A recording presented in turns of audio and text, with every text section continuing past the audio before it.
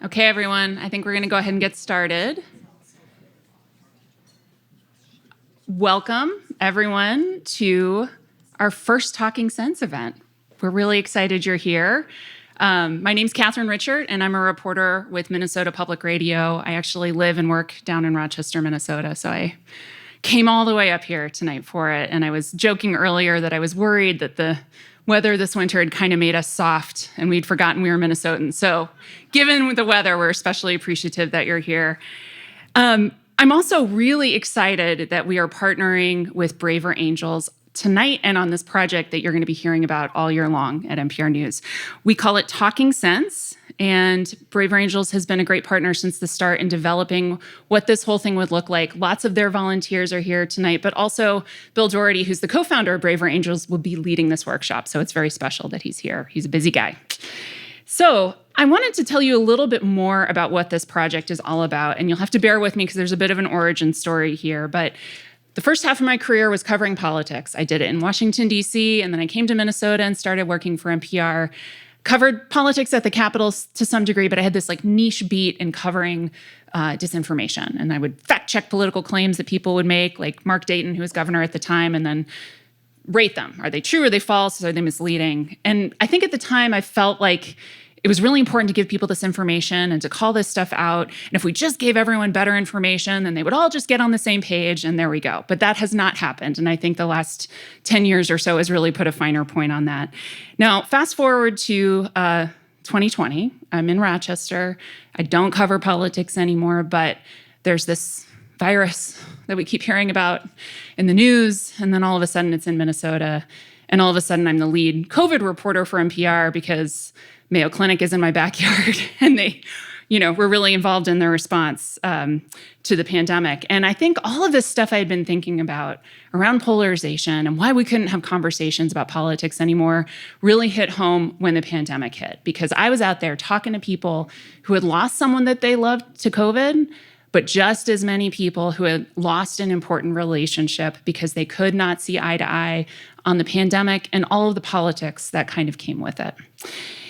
And I think it got me wondering if, as a member of the media, we'd been missing this opportunity, right? We give people a lot of information, but we have not told them how to talk about it. We haven't given them guidance on how to have conversations about what they're seeing in the news. And so that is what Talking Sense is. It's a set of tools to help people have civil conversations and to help people who are on opposite sides of a political issue have these conversations, even though they're hard, and to lay the groundwork to have future conversations about it instead of blowing up a relationship and getting angry. And I want to be really clear, I don't think Talking Sense is an attempt to end disinformation or end polarization, but I do think that as individuals, we have a lot of power to decide how much of disinformation and polarization is going to impact our personal relationships and how we live. And that's the power that we can harness here, and I hope that Talking Sense helps you do that. So what exactly is Talking Sense? It brings together all the election coverage that you expect from NPR, but it has 3 additional features. So it's a toolkit on our website that we developed with the help of Braver Angels and all of the great workshops that they do that helps people think through these challenging conversations in advance. It provides prompts and responses to help you practice or even use in real time with someone that you're trying to talk to. It has different sections around different topics that are divisive, like COVID, like the results of the 2020 election, like abortion, like climate change.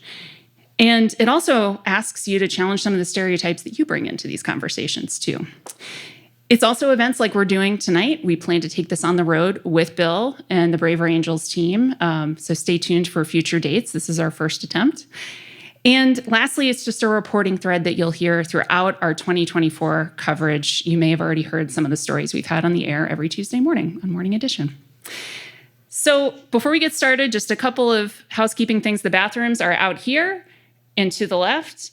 And there's also just a team of NPR people here tonight who will be roving around with cameras and still cameras and video cameras, and then our recording equipment as well. So we have Ellie Roth, who's a member of our politics team. We have Ewan Kerr, who is my editor and came out tonight. We have Lorna Benson, who's our deputy managing editor for politics and the regional team. So she gets to work with me on both things. And then we have Brian Baxt, who's our politics editor. and Lindsay Sievert and Ben Garvin, who are going to be our videography team, plus the guys running the board. So just letting you know that we're here, and don't be surprised if we shove a microphone in your face at some point. So anyway, Bill, come on up. You can applaud a second.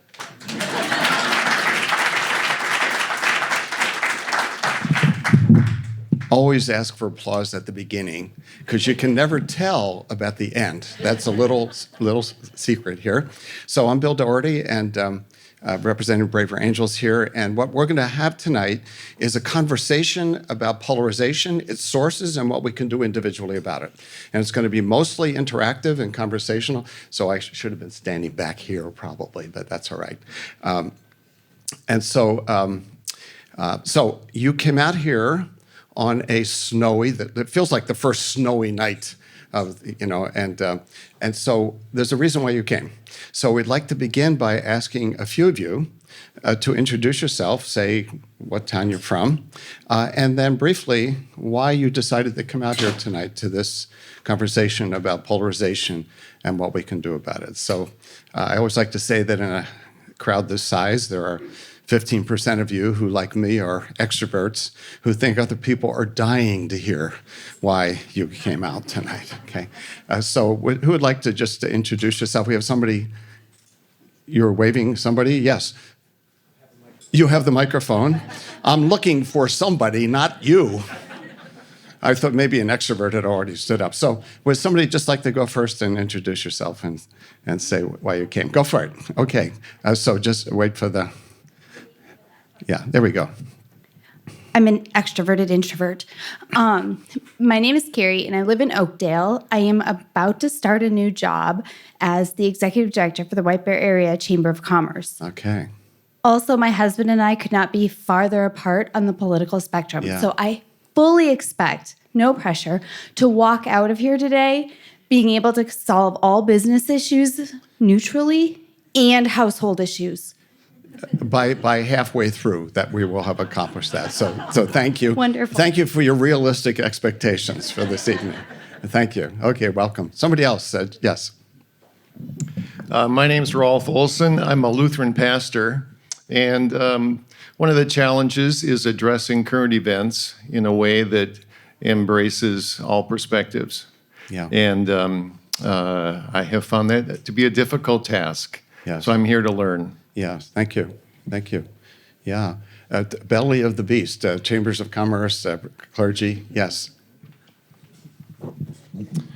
My name's Chris Morris. I'm from Coon Rapids. I like people and I love stories. And I think every story is important. And I think every person is important. And it's hard when our own truths don't match. Mm-hmm. Thank you. Thank you. They're kind of hogging it all over here, so I'm interested in somebody from this side would like to introduce yourself and say why you came. There we go. That's called the shaming approach to getting people. My name is Paul Grizel. I live here in Woodbury, just about a half mile from here. The reason I'm here tonight is the polarization that I've seen just makes me sad. I've left the church that I was a member of for 26 years because of an undercurrent of political belief that my value system didn't allow me to be able to stay with. I found a great congregation that I love being a part of that aligns much more with my values, but it makes me very sad that that had to happen and lost friends in the way. Maybe not directly, but I just don't see them as often. Yeah. So the whole thing just makes me very sad, and I'd like to be part of the solution. Okay, thank you. Okay, right. Thank you all for sharing that. So what we're going to be doing tonight, I'm going to open with some framework to think about the polarization we're facing. Then we're going to have two breakouts around the first question will be, what are some of the sources of this rise in polarization? We'll have some breakouts and sharing that. And then the second will be around what can any of us, all of us, do individually in our own world, as Catherine was saying, to counteract this, okay, to be bridge builders in a world where bridges are burning down. So that's where we're going. We're not going to be teaching skills here tonight. We're going to have another kind of conversation. But before we finish up, we'll be talking about other ways that through Talking Sense and Braver Angels, you could learn some of the skills to implement this. So that's where we're heading. Polarization. The historians are really clear that we are experiencing higher levels of divisiveness and polarization than at any time since the 1850s. We know what happened after the 1850s. And this polarization is not primarily about issues. There have been times in our country where we had much more like radical right, radical left on issues. The polarization now is more defined by what's called affective or social polarization, and that is how we feel about each other. How we feel about each other. And so it has invaded so much of our country, of our lives. And I want to characterize it with three terms that have come out of some academics who have studied this affective polarization. The first is othering, and that is the 70 plus million people who voted differently than I did. Who are they? What makes them tick? How in the world? So I invite you to think about whether you've ever said this to yourself. How in the world could they possibly vote this way, think this way? Okay, I don't get them. They are strangers to me. In a way that a generation ago, people could answer the question, who you voted for, without thinking you're a stranger in a strange land. So othering. The second is disdain. So not only don't I understand them, I don't like them. And it's very clear from the research the political scientists have been doing is that out-party hate is the driver of this, not in-party love. It's not that we love our own side more. It's that we hate the other side. Does that make sense from what you're seeing? And this leads to what is called negative partisanship. Positive partisanship is my team, we're better than your team, and I'm going to root for my team, and I hope our team is successful. Negative partisanship is, I want to destroy your team. I'm not so sure about mine, but they're at least better than yours. Okay, so the disdain, it leads to this negative partisanship, which means that any success that the other side has is a defeat for my side, even if I thought it was a good idea, because they're going to get credit for it. And if you have divided government like we have in Congress, for sure, there's more incentive to be highly partisan than there is when you actually have one party more in charge. Because if we just stop them from succeeding for the next 2 years, we can be in power. So all of the incentives then are to defeat the other side and to hold them, not just a sort of defeat like your two teams, but to destroy them because we disdain them. And the third one, so we have othering, disdain, and then this idea that people who are different from me politically are morally corrupt. Okay, they're unethical. They're immoral. Going back to what you said, start about their story. I mean, their story comes from an ill-motivated place. So that what this is then, if you and I disagree about a policy, then I assume that you have the worst possible motives. If we disagree about welfare policy, you must want children to be in poverty, for example.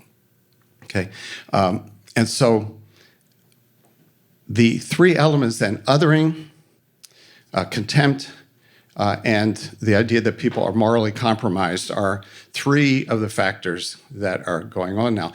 It's not mainly about how we think about particular politicians. It's about how we feel about each other. People always dislike politicians, but we're talking about how we feel about each other. So the polarization has invaded practically every institution in American life. So a little call out here, and then I'll repeat it. Where has the polarization entered in terms of American society? Where do you see it? Media and the parties. Media, okay, one at a time. Yeah, media, Universities, schools. I teach at the University of Minnesota. Okay, schools, school boards. Remember, school board meetings used to be really boring affairs. Okay, what else? Churches. Families. 10% of Americans, according to a survey, have a cutoff from a family member over politics. A cutoff from a family member. Remember the courts used to be admired, the Supreme Court? How about health care? Yeah, COVID ripped the trust fabric around healthcare.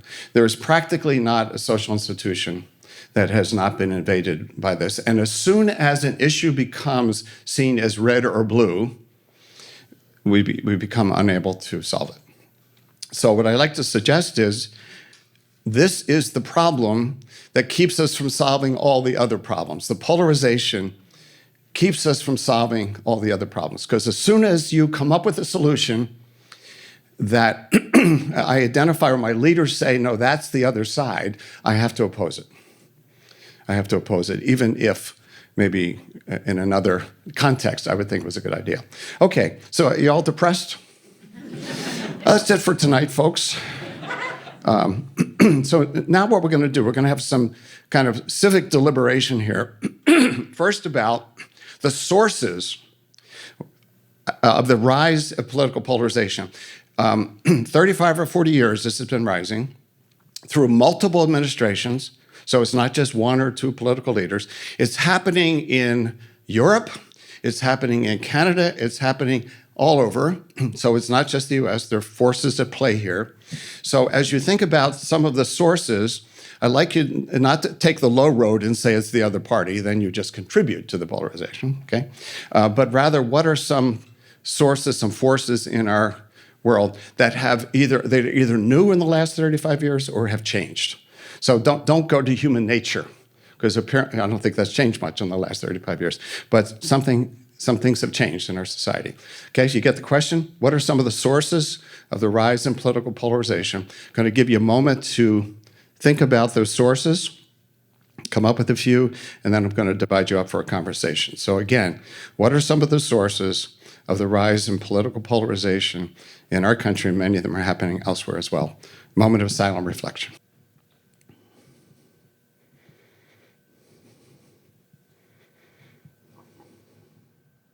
Okay, so the drill is going to be, I'm going to ask you if you're able to stand, so please stand. And then when I say go, I'd like you to form groups of 4, not 6, not 8. You could have a 5th, so don't leave some poor person alone. But aim for groups of 4, okay? And you have 6 minutes, hear from each other. You don't have to agree on them all, but just let's get out what you think of the sources of polarization. You ready? Go.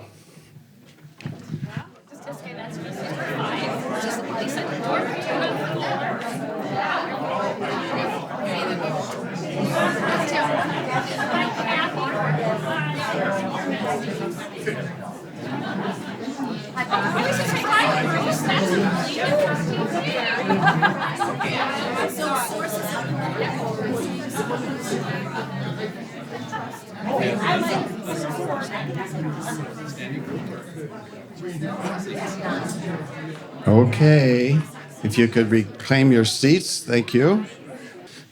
Okay, so now I'd like to have some sharing of what you came up with. If somebody would like to say one thing that you came up with, your group did. These are not report outs. There's nothing more boring than hearing report outs and repetition from 8 groups. So this is just one thing that you either come up with yourself or come out of your group, and then we'll keep moving around. So what's one thing you came up with? And we'll need to have the mic. Yeah, go for it. Social media. Okay, social media. So give us a sentence or two. Just the spread of information that anyone can gravitate to when it befits their preferences. Yeah. And what's the effect on polarization then? Then we're more polarized because there's an idea out there that we can grab onto, and another person has a different idea that it can grab onto. And we just sort of spin. Yeah, okay. the rapid spread of siloed information. Yeah. Thank you. Somebody else, next one. Yep. We came up with just less face-to-face interaction. That's a sort of a byproduct of access to social media. But and just how do you less, think? Yeah. How does less social face-to-face affect polarization? Oh, it just makes it so much easier to polarize when you're imagining that somebody's an idiot. Well, even if I thought you were, I wouldn't. I understand. I mean, you're probably bigger than me, and I wouldn't know that on Zoom. Okay.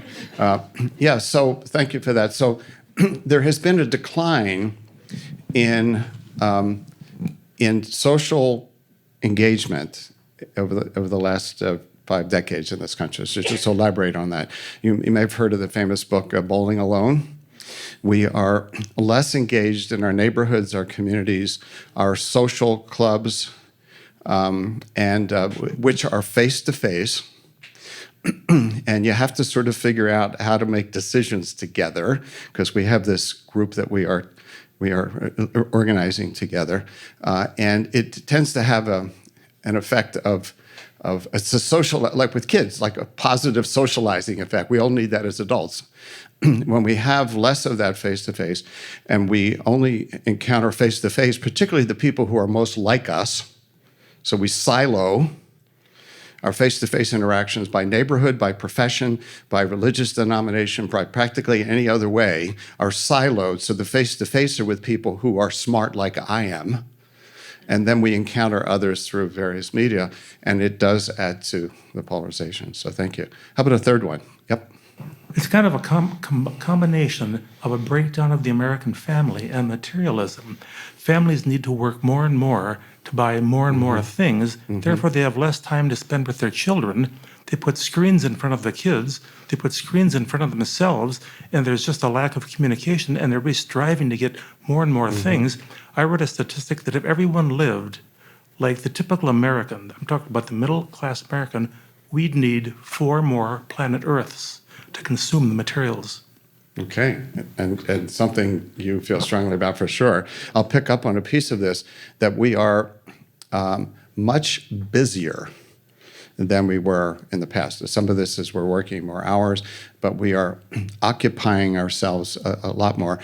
Leisure has declined, and the leisure we have is in front of screens. So all of that is, and with children, there's I don't know if did anybody come up with the decline in social trust as an issue? So if not, I'll mention it now because it ties in. Each cohort, did somebody mention that? Okay. Each cohort since the Greatest Generation has had less social interaction and less social trust, more siloed. TV had an effect on that, as people were entertained in their homes. So all of that, is tying in there. We don't engage and we don't trust each other that much.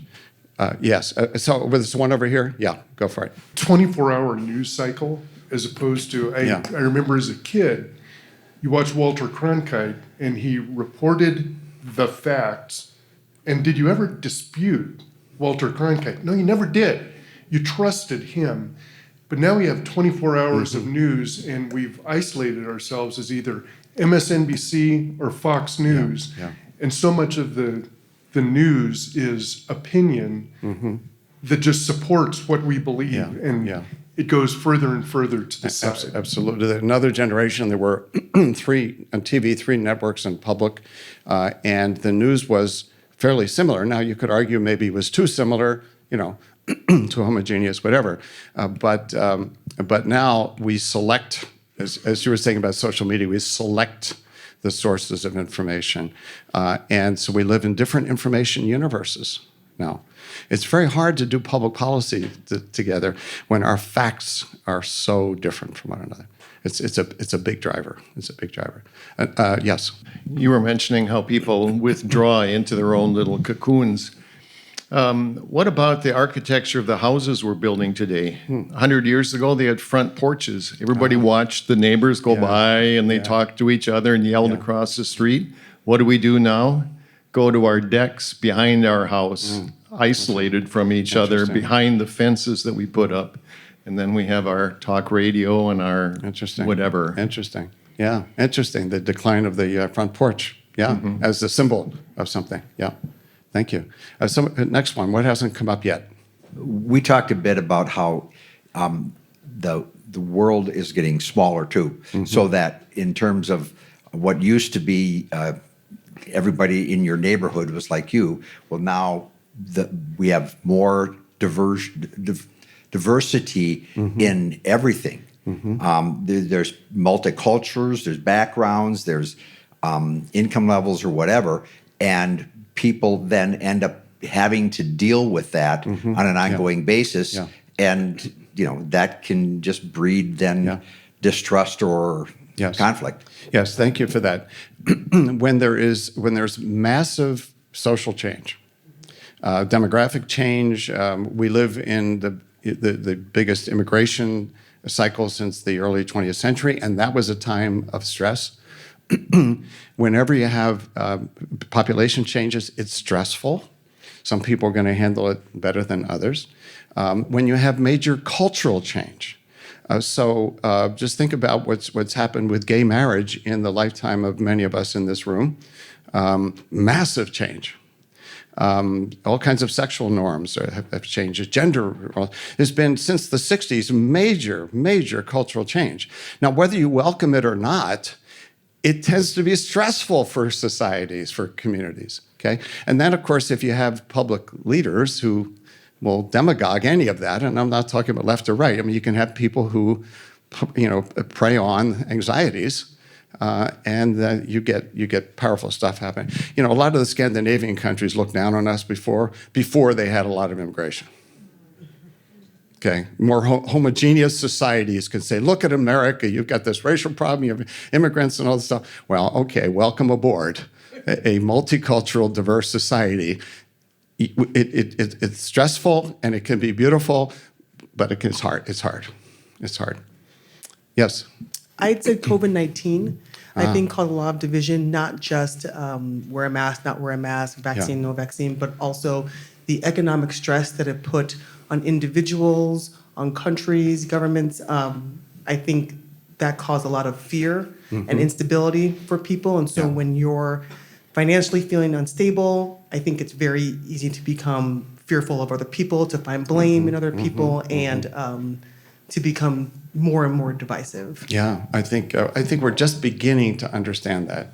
I mean, just for many of us, it's been a relief not to have the COVID. We couldn't have been here under COVID, but we're just, I think, at the early stages of understanding the power of that, where we're literally socially isolating, and where our public leaders split, and where we split about the public health aspects of this. We're just really beginning to understand that as an accelerant. So some of these things we're talking about are accelerants, right? The trends have been there, and then poof, you have this pandemic. So thank you. We talked some about the disparities. You've referred to them in many ways, but the economic disparities and how they've grown. We have so many people who are suffering, and we have some who are reaping profits. And that the feelings that engenders really drives a lot of what we're experiencing, I think. Yeah, and there's evidence for that. The more, whatever you think, whether you're more conservative, more liberal, whatever you think of the justification for people's, mega salaries, whatever, it's clear that when people feel this gulf, it affects them, and they feel they're left out. It can feel like an unjust world to a lot of folks, and that's a driver. And then when that happens, of course, and demagoguery can be of the left or the right, by the way. You just charge in when there's insecurity and accentuate it, and then say to people, follow me, vote for me, and I will take care of those, whatever, fill in the blank, that group, okay? And so you get the leadership also comes into play. What has not been mentioned that's worth mentioning here? Okay, over here, thank you. I think polarization is a protective mechanism, that we seek polarization to protect ourselves. And that probably goes back a long, long ways. Yeah, so that would be an enduring thing, that in-group, out-group. Right. Yes. And then there are social conditions that come along to accentuate it. Right. But it isn't like we weren't programmed for this already. But it's social conditions and it's leaders who, in the early 1950s, the American Political Science Association said we didn't have enough polarization, at least issues polarization. They said that the two parties were too similar and we needed more rough and tumble division. Well, they got it. But that was an era, Eisenhower, okay, there was a basic consensus that the New Deal had worked and communism was the threat. I mean, there was just a lot of, there was that kind of similarity, but not the issue anymore. Go for it. We don't have any natural enemies right now. We don't have depression. We don't have war. Yes, a lot of people got really rich off technology, and so that skewed the number. But the bulk of the people are not down in the toilet, unable to live. Everybody's gotten a little bit better, and some people have gotten a lot better. Mm-hmm. So how does that affect polarization then? Well, I'm just saying that without natural enemies, we get out on each other. Yeah. All of the frustrations of the world. So thank you. Yes, the enemy. And I want to say that before COVID, I would have agreed with you. Because I think that has been through a lot of our history. When we had an external enemy, we united. Fascism and communism.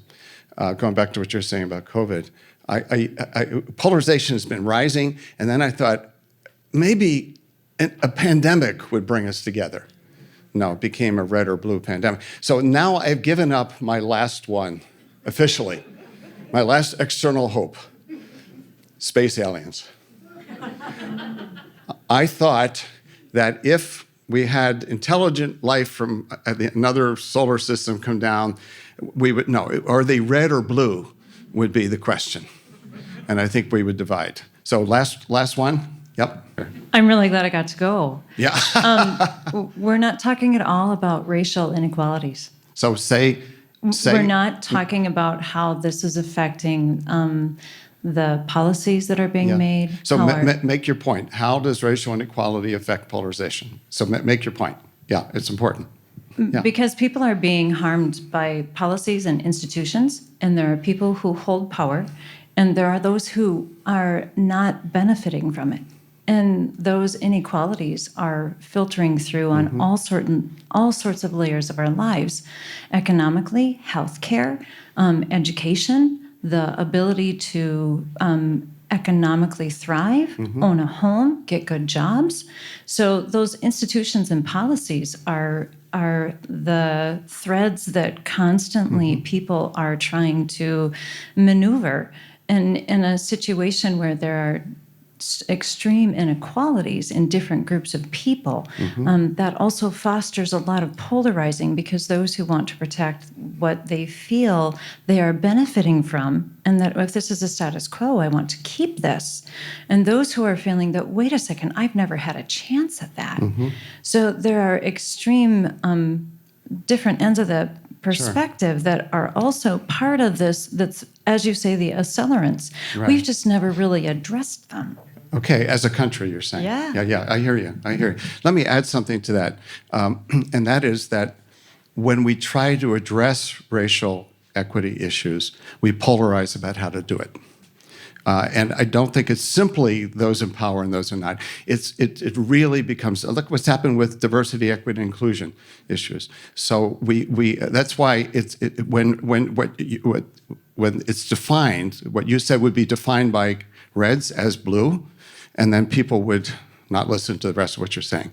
If somebody else said, there's been more racial progress since the 1950s than in blah, blah, blah, blah, blah, blah, blah, there's a good chance that the blues in the room would go, so we have trouble actually talking about it. I'll do a little plug for that. We have a Braver Angels workshop called Skills for Talking About Race and Public Policy.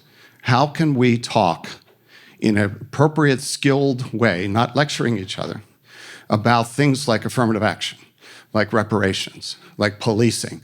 How could we talk across the red-blue divide with neither side telling the other, this is what you have to think? So that's what we have to find a way to have what you said out there, and then have somebody who has a different take, and then you go back and forth with respect, rather than anybody being labeled. So thank you for that potent one. Now, I said yours the last, but I'm going to do one more, and that is gerrymandering. Gerrymandering keeps Congress and a lot of state legislatures polarized, because the biggest threat to losing your office is the more radical side of your own party, not the other party. So we've done some workshops with members of Congress, and a member of Congress told me that if he was, somebody took a photo of him shaking hands with somebody of the other party, and that got on social media at home, he could be primaried. Primary has become a verb. That's where we've gotten. And so, that, and we also add special interest money in politics, just lots of factors. So we've named like 13 or 15. There's many, many sources. And now, I want to say the good news is that Americans know we're too divided. The polls are very clear. Over 90% of Americans think that we are far too divided as a country. When they ask people to just sort of call out terms for what's wrong with us, the biggest single one is polarization, and then divisiveness, so add that in. So we know we're in trouble. We know we're in trouble. And I've had these conversations, many, many times, and Reds and Blues have about 90% similar views of what's driving this. There's a lot of commonality on the sources, not all. And now we're going to switch to the question, and this is what Talking Sense is about, is what can we do in our worlds, in the worlds of interactions that we have with people and the institutions that we are directly connected to.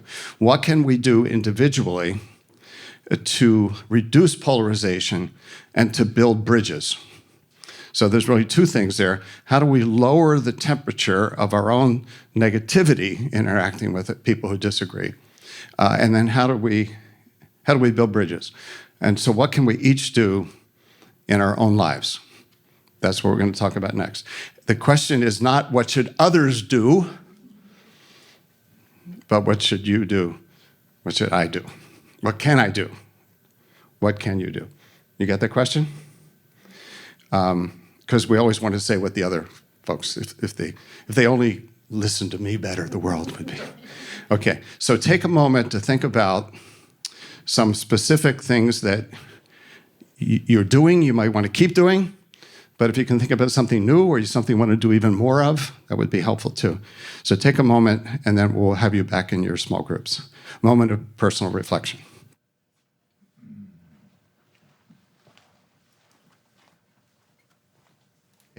If you could stand again if you're able to, and then re-find your group. Hopefully you remember them. And 6 more minutes.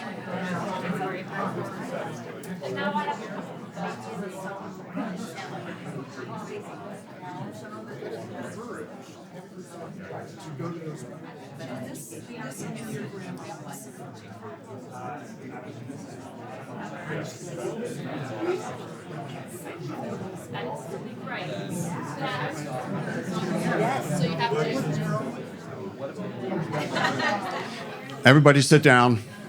It's, people get, Minnesotans, they're slow to warm up, but then you can't peel them apart.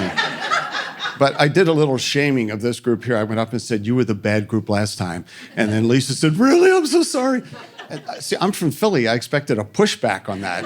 And then I feel bad when she says she's sorry, So like with you said, we didn't want to stop. That's what I was expecting. Okay, so anyway, it's funny how when people apologize, I feel bad. Anyway.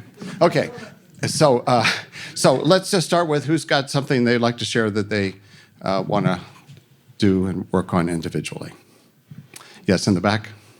Before we have conversations to ask about listening, we need to bring our full selves. And that means reflecting on our... So if I could interrupt, if it's okay if you would say I. I'm sorry, thank you. Yeah, so it's what you want to work on. Yeah. I want to work on better understanding my priorities, my motivations, my underlying currents that I bring to a conversation. Yeah, and what would that do to help with polarization if you do that? I can imagine it bringing a deeper level of clarity and understanding and personalization to a conversation. Yeah. I want to pick up on something you said there, your intention. What is my intention? Well, why am I entering this conversation? Okay, as opposed to just slipping into it, where all of a sudden I'm in it and I'm disagreeing with you, but I don't know why I'm in the conversation. So I'm glad you started with that one, because intentionality is the only way not to just do the regular thing. So thank you. Somebody else. It doesn't have to be as profound as that, by the way. I mean, feel free to be more super. Oh, there we go. Yes, go for it. Well, I've been trying to reach out to people, blues particularly, to have a substantive conversation about issues, because one of the big problems is that we are all just doing this through the internet, through listening to TV. We're not actually talking to each other. So I've been trying to reach out to people to start in conversations. And I haven't had very good success with people being willing to. Yeah, okay. Interesting that they're not necessarily willing to engage. Right. Yeah. So if I could do a little advertisement for Braver Angels, we have a one-to-one red-blue conversation process that you can sign up for, be paired with somebody from anywhere in the country, and follow. It's 2 one-hour conversations, and it follows a process after you get to know each other, why you decided to do it, and then you get like 4 minutes to say why you're a conservative. And the other person gets 4 minutes to say why they're a liberal. And then the question is, what did you learn about each other, and did you see anything in common? So that's an example of a very deliberate process, as opposed to, let's pick immigration, or is Trump a crook or not? Okay, and then immediately, okay, so thank you for your honesty about wanting to do that and the struggle for doing it. And there may be a blue or two in the room who will seek you out afterwards be willing to have some coffee with you. And if you go into it with intentionality, and both of you do, there is a way in which you both learn a lot. So thank you for that. You're welcome. Yep. Yes, Joanne.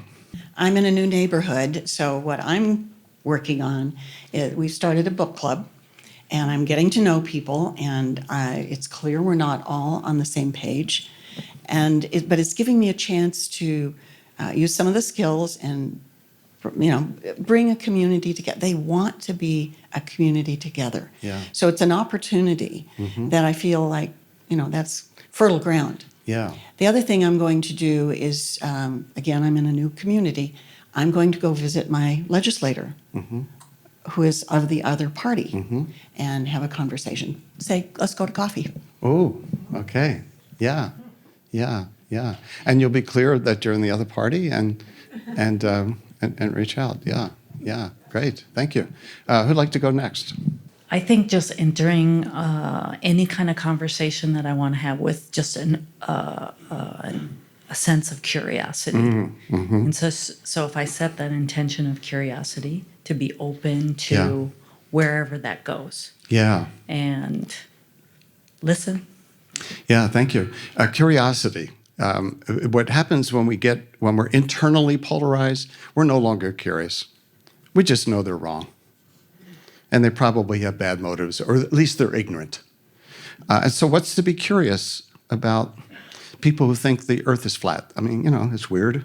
Why would I spend any time on that? But we're talking about people with different political philosophies. And those philosophies, in many ways, go back hundreds of years in our country. And they have different communities that they're part of. And so curiosity, there's Monica Guzman, who is a Brave Angels leader, has a wonderful book called I Never Thought of It That Way. And I highly recommend. She's a podcast too, Monica Guzman. And she's really really hitting the tone of curiosity. I can tell you that this has been very helpful for me. I'll tell a little story. I'm going to continue to do this. Extended families are one of the last bastions of political diversity. You don't get to choose your in-laws. Okay, and so my family's from all over the country, extended family and in-laws. And so what I do when we get together, Thanksgiving or Christmas or something like that, is that I say, what are people in your part of the country saying about blah, blah, blah? Some hot issue of the day. Okay, and I'm really interested in learning, and as opposed to what do you think? See, what do you think could, at least in terms of family dynamics, could be a little intrusive. You're not supposed to get personal in families, right? And so what are people saying? And it's the technique I used to use with my kids in high school. You don't say, are any of your friends using drugs?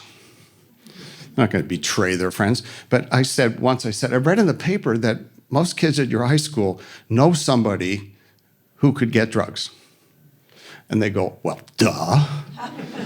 And then they educate me about the world of high school, and I'm taking it all in. So so here's the thing: if you decide you're only going to be curious, and you don't even necessarily have to share your own view, that's being intentional. Going back to what you said, you can enter a conversation only to learn.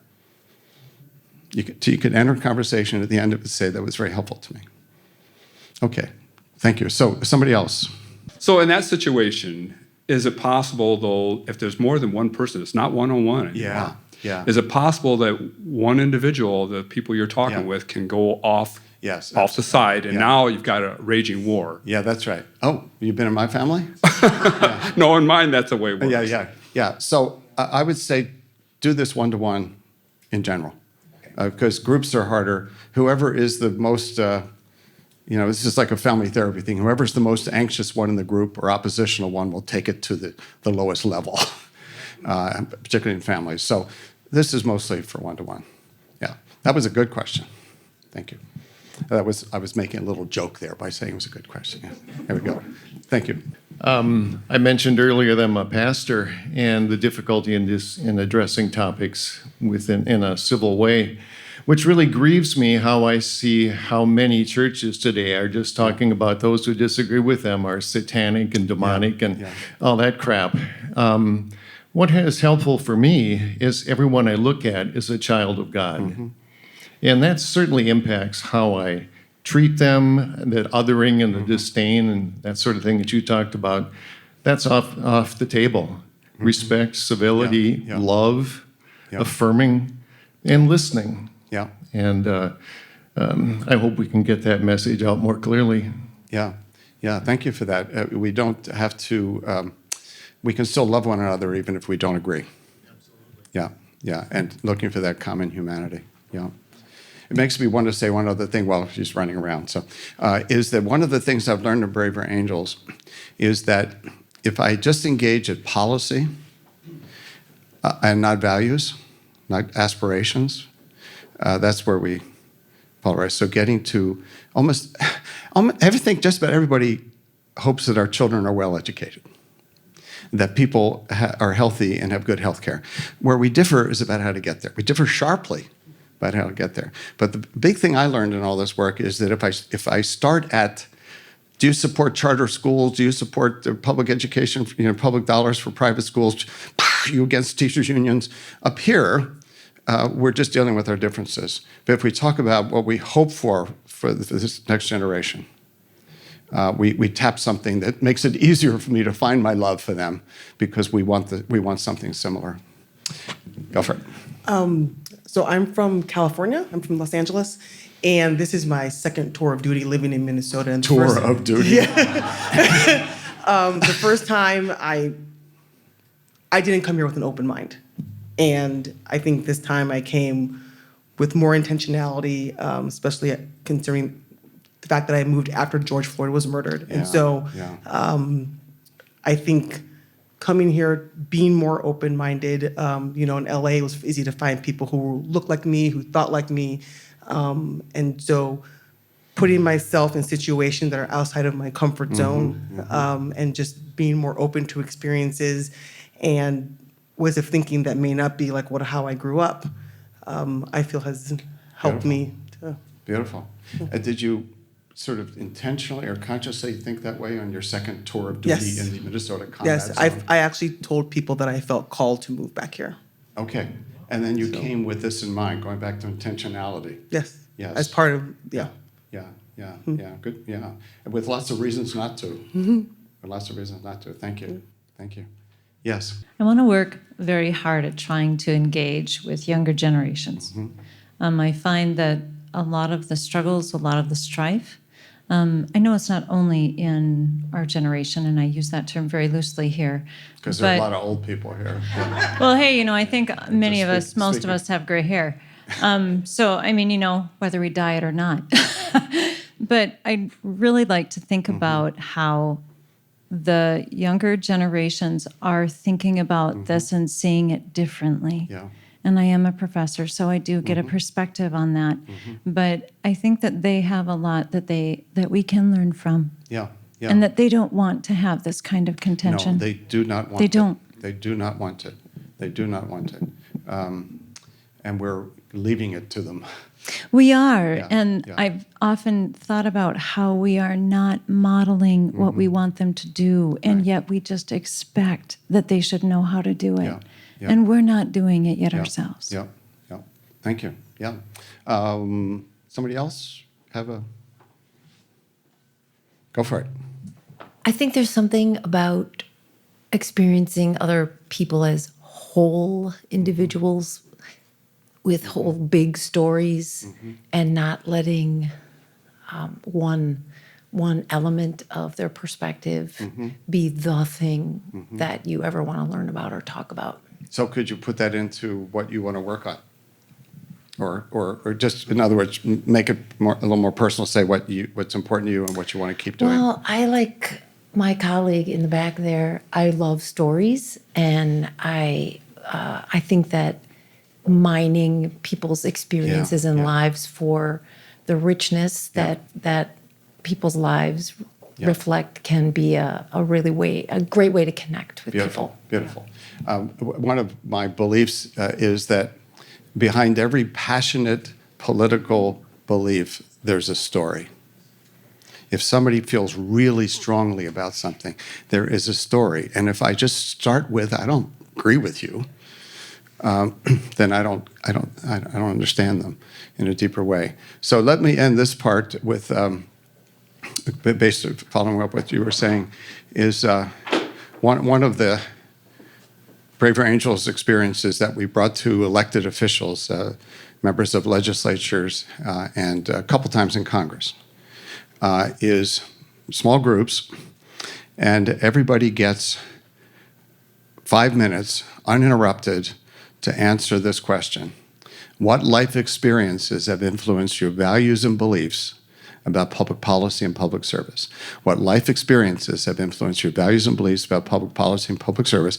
And we invite them to go deeper than, when I was in 7th grade and I was elected unanimously to my, be a little deeper than that. Every time that I've done this, it's been powerful because people tell the stories. In fact, a number of times there's hardly a dry eye in the room because some of those are stories of loss and of inspiration.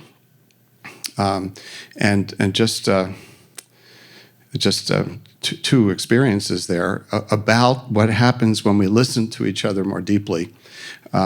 This was in a legislature in New England, 8 Reds, 8 Blues. COVID was sort of ending, but the Democrats all had masks, and the Republicans had no masks. It was like basketball shirts and skins or something like that. And they came in and they sat on separate sides of this big room. And I couldn't change it. You couldn't move the chairs, and they sat different aisles. And it was so bad and the acoustics were so bad, when they introduced themselves, they had to use microphones. Like, this is not going to go well. Well, we got them into the small groups, and we asked that question, gave everybody a few minutes to think about it, uninterrupted time, tell your story. And there was a guy on my left who is a Democrat who described growing up in the foster care system. His father had abandoned the family. His mother suffered from paranoid schizophrenia. He and his siblings bounced around the foster care system. And he said that became a driving force in his life to want to make a difference for kids and families, and it drove him into public life and public, politics. He no sooner finished than a Republican on this side said, I don't believe this. I grew up in the foster care system too. So he told his story, his family story of tragedy, and he wanted to make a difference. His being more conservative wasn't about government services. It was the church sector. It was the voluntary sector. He got into job training and through labor. So they had different pathways, but they were deeply similar in terms of their desire to make a difference for this very vulnerable group. And that's the stuff that can come out. And then at the end, when we asked people what they were taking with them from this experience, what one of these guys said was, what I'm taking away is that you can't fight somebody in the same way when you know their heart. You can't fight somebody in the same way when you know their heart. You can still fight them, but you look across the aisle and I know your story. And so I'm not going to do the othering. I'm not going to do the disdain. I'm not going to think you're ethically compromised. So, Catherine, do you want to come back up? And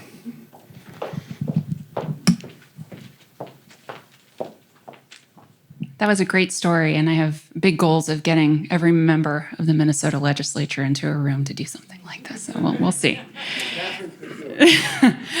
I was remiss earlier to say two very big thank yous to two people who are in the room, and that's Jane Helmke, who is our executive editor at NPR News, and then the president of Minnesota Public Radio, Deshawn Drew, is here as well. And I think it was about a year ago that you got a phone call from me, and I said, hey, Deshawn, should I apply for this grant? And here's what I would do. And you said, go for it. So thank you so much from both of you for your support and getting this going.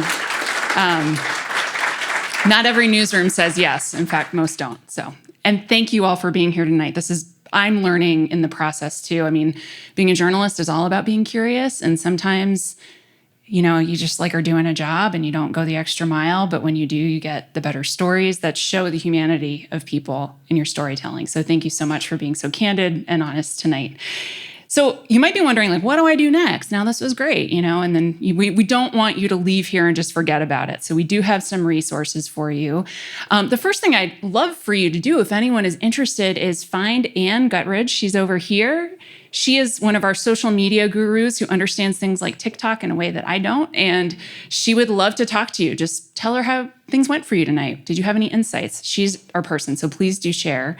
The second thing that you can do is your name tags have a QR code on them, and that QR code is going to take you to 3 different very important links. The first is to our Talking Sense web tool that's online right now. This is the tool we developed with Braver Angels. That helps people think, okay, if I'm talking to this person, how might I respond? If we're talking about abortion, this might shut the conversation down, but if I say something like this, this could keep it going. And you might actually recognize some of the faces in this room who are in these amazing videos that we made for that app. So check it out. The next link is going to take you just to our collection page of stories that we are doing that thread this Talking Sense theme throughout the year. And then the third link is going to be to the Braver Angels website. And we have Melinda Voss here to tell you a little bit more about what other resources you can find through Braver Angels. Thank you so much. Thank you, Catherine. It's so great to see all of you. I see some familiar faces. I want to acknowledge that we have 4 other members of I'm a co-coordinator for the state steering team. We have 4 other members of our steering team here: Jeff Tiemann, Joanne Ward, Carlos, and Bruce McKenzie. There you go. Okay, so thank you. This is a wonderful opportunity for Braver Angels. So I would love to have all of you who haven't join. It costs $12 a year, and we offer workshops. We offer local chapters. We have an East Metro Alliance. We have one in the West Suburban area, Minneapolis, and we're looking to start more local chapters, or what we call alliances. One in Minneapolis. I said, I just see Scott there. He's one of the coaches. That's why I had to say that again. We really also have a newsletter that we put out twice a month approximately, and we would love to have you sign up for that. The thing that I keep getting from Braver Angels is it's so great to get out of my blue cocoon in St. Paul and talk to people who have different points of view than I do. It's so broadening. And I feel like I've grown so much. And from participating in this work, we also have opportunities for volunteering, if you want to volunteer. And most of all, what I heard earlier in the discussion was face-to-face conversations make such a big difference. And in those local alliances, we have meetings where we can talk face-to-face with people with different views. And we're planning lots of exciting events in the coming year, especially as the weather gets warmer. We're going to have a picnic in the East Metro Alliance. So if you're from this area, we would love to have you. You can sign if you're not on our mailing list. I know many of you are. You can give us your email in the sign-up sheet and on the back table, and we will make sure you get that information. So if you have any questions about anything, feel free to call. I've got my card back there too. You can pick one of those up. So thank you very much. And I forgot, Reduce the Rancor, Minnesota. So we're about ready to launch a statewide campaign called Reduce the Rancor, Minnesota. And this is going to be launched on March 11th. We have the party chairs, both party chairs, Ken Martin and David Hann, will be at the University of St. Thomas for our launch event. They're our co-sponsors. We have about a dozen other very significant nonprofit organizations that you will recognize.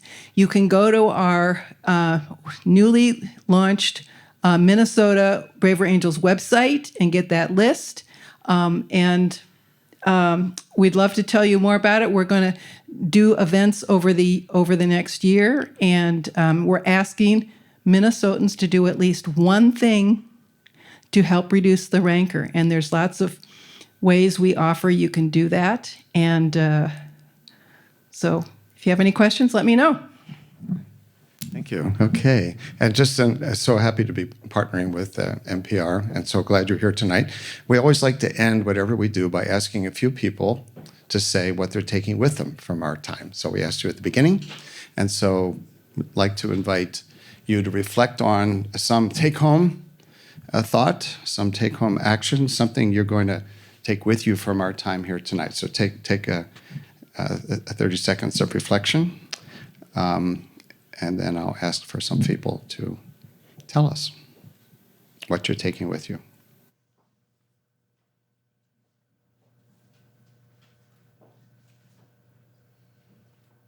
Okay, who would like to go first? Something you're taking with you from tonight. On all levels of life, being more intentional about what I want to get out of the next thing I'm going to do, especially related to polarization, will help me be far more effective. I really appreciate you sharing about your large extended family. I come from many children, and I've learned some skills that I can use at our next fiery family gathering. In the past, I've been cursed and cussed at, and I've left the gatherings in a huff, and I've learned some techniques that I think I can use to stay and be engaged and listen and be polite. It's hardest of all with family. Yes. Yes. So a little encouragement for the gentleman. Yeah, that's right. We've talked kind of big and then down to the family. I want to have coffee with you. Okay. As a blue, let's meet afterwards. All right. That's beautiful. That's a good note to end on. Okay, so we're so happy you came out, and that we're launching, with NPR Talking Sense, going to be around the state. Spread the word. We're trying to reduce the rancor in Minnesota in an election year The stakes are high this year. And my view is we all have a choice. We can either participate in burning more bridges, and there's lots of that going on, or we can decide to be bridge builders. So maybe we be bridge builders. So we're done, everybody.